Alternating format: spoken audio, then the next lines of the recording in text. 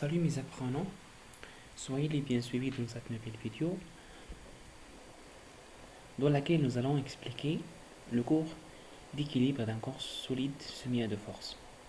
Comme vous voyez, à partir du titre, il y a le mot équilibre et le mot de force. L'équilibre, ça veut dire le repos. باش كتسمى كلمة توازن بما كنقصدو بها السكون. وهنا كلمة قوتين كتعني أنه تأثيرين أو لا كاينين جوج ديال القوى كيطبقوا ولا كيتطبقوا على واحد الجسم. ففي هذا الدرس هذا غادي نحاولوا ندرسوا واحد الجسم اللي خاضع لجوج ديال القوى وفي نفس الوقت يتم وضعه في توازن أو يتعرض للسكون لمفعول سكوني. فمستقبلا في المستويات العليا في البكالوريا في سيزيام اني في الجامعة المشترك ان شاء الله غادي تشوفوا توازن جسم خاضع لثلاث قوى وبصفة عامة جسم خاضع لعدة قوى، ولكن احنا غنبداو الآن بجسم خاضع لقوتين، مثلا ان شاء الله يكون تميم في أشياء أخرى. La situation dans laquelle, ou bien à partir de laquelle nous allons chercher notre questionnement, c'est quelles sont les conditions d'équilibre d'un solide soumis à de forces à partir de cette image-là. Ou bien, comme vous voyez cette image, il est basé sur un jeu qui s'appelle le jeu à cordes. Le jeu à cordes, il est basé sur le fait d'attacher un 1 à une corde. Deux équipes, chacun des deux équipes essaie d'attirer la corde vers lui, bien vers un côté, dans le but de réaliser ou là de prouver la force du groupe ou là des membres du groupe. فهذه اللعبة هذه كتقوم على واحد الجر ديال الحبل بحيث أن الفريق اللي كيتمكن من جر الحبل فكيتسمى الفريق الأقوى. وهنايا راه كنتكلموا على القوى. فإلا حاولنا نشخصوا هذه الصورة هذه ولا نحللوها فعندنا مجموعتين، كل مجموعة تطبق قوة، فهذه القوة مطبقة على الحبل، فاللي غادي يتمكن إجراء الحبل عنده فهو اللي عنده قوة أكبر. ومن هذه الصورة غنبحثوا على الشروط لكي يكون هذا الحبل في سكون أو في توازن. ما هي الشروط التي يجب أن تتحقق؟ للإجابة عن هذه الأسئلة سنتطرق إلى الوضعية التالية.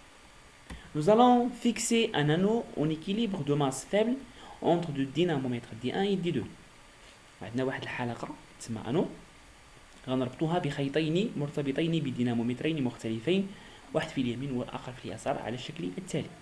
عندنا الحلقة في الوسط، الدينامومتر الأول في اليمين والآخر في اليسار، وكتلاحظوا بأن الحلقة مربوطة في بي بالنسبة للخيط ديال الدينامومتر دي واحد، وكاينه واحد النقطة سي اللي كتجي من الدينامومتر، وفي الجهة الأخرى كاينه النقطة A اللي كنربطوا فيها الخيط ديال الدينامومتر دي 2، وكاينه النقطة دي اللي كاينه في المركز ديال الدينامومتر دي 2. كتلاحظوا بأن النقطة B C A D نقاط مستقيمية، ce sont des points rectilignes et alignés. Ça veut dire qu'ils sont situés sur la même direction ou sur la même droite، على نفس المستقيم. Donc فهمنا هذاك راه نفس الاتجاه هذاك. Donc maintenant on va tracer ou là nous allons discuter واحد la particularité. هذيك الحلقة كما قلت لكم في البداية عندها واحد لا ماس بوتيت فابل، فبما أن كتلتها صغيرة فالجاذبية ما غاديش تأثر عليها بزاف، وبالتالي الوزن ديالها غيكون ضعيف، معنى أن الوزن الحلقة سيكون مهملا مقارنة مع الوزن ولا مع القوة ديال الدينامومتر واحد والدينامومتر جوج. في الحقيقة إلا بغينا نحسبوا شحال من القوة كاينة في الشكل، كاينين ثلاثة، الدينامومتر واحد دي 1 ودي 2، وكاين الوزن ديال الحلقة. بما أن الحلقة صغيرة من حيث الكتلة فوزنها سيكون ضعيفا وبالتالي سيكون مهملا، bien négligeable. Maintenant nous allons poser des questions. La première question, déterminer les caractéristiques des forces F1 et de F2. بحيث F1 هي la force ديال الدينامومتر واحد، F2 c'est la force du dynamomètre F2. ثم nous allons comparer les caractéristiques، غنقارنوهم، ثم غنمثلوهم، on va les représenter. وملي تنقولوا on va représenter la force, ça veut dire on va représenter le vecteur de la force sur le schéma par l'échelle 1,5 نيوتن 1 سنتيمتر. دونك غادي كل 1.5 نيوتن على الدينامومتر تقابلها أو يقابلها طول 1 سنتيمتر بالنسبة لرسم متجهات القوة. ثم سنستنتج شروط التوازن في النهاية. بداية بالنسبه لو بيلان دي فورس او لانفونتير دي فورس او الجرد او الاحصاء ديال القوى، عندنا نطبقوا المراحل ديال الجرد. اولا المجموعه المدروسه، عندنا الحلقه لانو. ثانيا قوى التماس فورس دو كونتاكت، عندنا اولا لا فورس اكزيرسي بار دي 1 دينامومتر واحد سور لانو اف واحد، هذيك اللي كتجي من الجهه ديال اليسار، والاخرى لا فورس دي اكزيرسي بار لو دينامومتر دي 2 اللي كتجينا من اليمين. دونك وكاينه واحد لا فورس ثالثه لحقاش الجرد مازال ما كملش، كاينه المرحله الاولى الثانيه هي قوه تماس، وكاينه قوه عن بعد اللي هي فورسيمون كتكون دي فورس ا ديستانس، هي لا فورس دو بوا ديال لانو، ولا اللي كتسمى لا فورس اكزيرسي بار لا تير سور لانو. دونك فهذيك القوه كما قلت لكم بما ان الكتله صغيره ستكون مهمله، وبالتالي سنعتبر شدتها قريبه من الصفر، ليست مساويه للصفر. ماشي الشده ديالها كتساوي صفر، راه كاينه الشده ديالها ولكن ضعيفه جدا. وكتبنا هنايا كما كتلاحظوا هذا راه ماشي يساوي، هذا بريسك، يعني تكون 0.0 شي حاجه، يعني ضعيفه بزاف مقارنه مع ماذا؟ مع اف واحد واف جوج اللي كاين هنايا في الشكل. فاف واحد واف جوج مهمه، بينما هذه غتكون ضعيفه سيتم اهمالها. بالنسبه للمميزات حسب الشكل، فاف واحد الدينامومتر واحد كيطبق ولا كيأثر على الحلقه في النقطه بي، والمستقيم ديال التاثير هو المستقيم بي سي، ولا ضغط كي باس با لو بوين بي اللي اوريزونتال افقي. وهنايا راه بي سي ماشي بالضروره نديرو بي سي، راه نقدروا نديرو بي ا بي بي دي. علاش؟ لحقاش هذيك لي بوين ا بي سي دي ils sont alignés، لحقاش بما ان لي بوين alignés ils représentent la même droite. دونك فكما اختاريتي اي رمز اختاريتيه لا دغوات كيكون صالح، لان عندنا واحد لالينيومون دي بوين.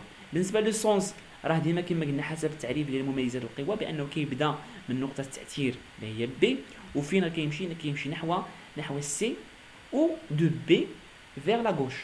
ممكن نقولوها بكلمتين، الشده راه 3 نيوتن حسب الجهاز ديال الدينامومتر. اف جوج نفس الحاجه، نقطه التاثير او مكان الالتقاء بين الخيط اللي هو المؤثر والمؤثر عليه اللي هو الحلقه هو النقطه ا. ثم لا دغوات سي بي سي توجور، راه لي بوين كلهم الينيي دونك سي لا ميم، هذاك الشيء اللي كاين هنا ممكن نكتبوه هنايا. ثم بالنسبه لا ديريكسيون لو سونس عندنا ا فيغ دي و بيان ا فيغ لا دغوات، لحقاش الدينامومتر كيجر نحو اليمين. ثم بالنسبه للشده اف جوج كتساوي 3 نيوتن. ماذا نلاحظ؟ غادي نتكلموا على لا كومباريزون. نلاحظ انه ماذا؟ من حيث لا كومباريزون عندنا لا ميم انتنسيتي 3 عندنا لي سونس، واحد غادي لا غوش واحد غادي لا دروات، دونك deux sens sont opposés ou là ils sont inversés. Par rapport à la droite d'action on a la même droite ou la même direction، عندنا نفس المستقيم ونفس الاتجاه. دونك كنلاحظوا ان هذا متساوي وهذا متعاكسين وهذو متساويين. فهاد الشروط الثلاثه هذه هي اللي كتسمى شروط التوازن، وغادي نلخصوها فيما يلي. La comparaison entre les forces F1 et F2، on constate que la force F1 et F2 ils ont la même droite d'action، عندهم نفس الاتجاه لحقاش النقط مستقيميه. ils ont la même intensité لحقاش الدينامومتر واحد وجوج كيعطيونا في الشده، ولكن في نفس الوقت عندنا un sens opposé. باش نديرو التمثيل pour faire la représentation on va choisir l'échelle imposée، نختاروا ديك l'échelle اللي فرضنا عليكم في التمرين. قلت لكم غنمثلوا ب 1 سنتيمتر لكل 1.5 نيوتن حسب معطيات الشده. عندنا هنايا 3 نيوتن كما كتلاحظوا، عندنا 3 نيوتن هنايا تساوي، معنى ان اكس اللي هو طول المتجه اللي غنرسموها بالسنتيمتر غيكون 3 نيوتن. كنحاولوا يكون الوحدات في نفس الجهه والوحدات السنتيمتر في نفس الجهه. ملي غنديروا العلاقه الثلاثيه 1 سنتيمتر multiplié 3 نيوتن divisé sur 1,5 نيوتن ça va être 2 سنتيمتر. تنقولوا بان ديك المتجهه ديال اف واحد و اف جوج، طول ديال المتجهتين المنظم زعما المعيار غادي تكون 2 سنتيمتر، وبالتالي فهاد الشده هذه راه عندها علاقه بالطول، ولكن عندما نختار سلما او نحدد سلما. دونك pour représenter بما اننا لقينا في الشده 3 نيوتن وفي الطول 2 سنتيمتر حسب العلاقه الثلاثيه، فغادي نرسموا اف واحده هي هذه كتبدا من نقطه التاثير بي كتمشي لليسار وكتتبع القوه، وهذه كتتبع القوه ديال الدينامومتر دي جوج. ما رسمناش ديك بي، راه كاينه حتى القوه ديال بي ولكن كما قلنا راه هي ضعيفه جدا، دونك سي با لا بين اننا نرسموها. راه في الحقيقه هنايا راه كاينين 3 القوى اللي كاينين، ولكن هذه تهملات لان اختارينا واحد الحلقه صغيره من حيث الكتله ديالها. دونك كتلاحظوا ان عندنا نفس الطول ومنحيان متعاكسا ونفس الخط، لان هذا الخط هذا راه مستقيم كيمر من مستقيم كيمر على بي و سي و ا ثم D. خلاصة conclusion. Selon ces cas, on a les conditions d'équilibre du corps. L'anneau en équilibre est soumis à deux forces. Lorsque un solide est en équilibre, mais تكون واحد الجسم في l'équilibre ما في السكون sous l'action de deux forces تحت تأثير قوتين ولا تحت تأثير deux actions, سي فورس خص يكون عندهم الا كاين اي جسم في توازن خاضع لقوتين خاص يحترم هذا الشيء. اولا خاص يكون عنده نفس خط التاثير، خاص تكون عنده شده متساويه بين القوتين، وخاص دوك الشدتين يكونوا ولا دوك القوى يكون عندهم منحيان متعاكسان. On peut traduire ces caractéristiques par les deux conditions suivantes. La première condition دابا بحال قلتي دابا كنديروا هنا التأويل الرياضي لشروط التوازن. تنقولوا بان عندنا لا كونديسيون ديال لي دو فورس ديال لي دو اكسيون ils ont la même droite d'action ولا عندهم نفس الاتجاه. ثم ثانيا تنقولوا بان لا كونديسيون الثانيه ان ديك المتجهه اف واحد ديال القوه هو اف واحد مع المتجهه اف جوج راه عندهم نفس الشده وعندهم منحيان متعاكسان وعندهم نفس خط التأثير. في الرياضيات تنكتبوا ان اف 1 تساوي ناقص اف جوج، وملي كنرجعوا هذه القوه هذه للطرف الاخر كنلقاو بان اف 1 زائد اف جوج تساوي المتجهه المنعدمه. هذه الكتابه هذه كتسمى الشرط او شروط التوازن او شرط التوازن بصيغه رياضيه، بصيغه فيزيائيه لغويه تنقولوا منحيان متعاكسان نفس الشده ونفس التأثير.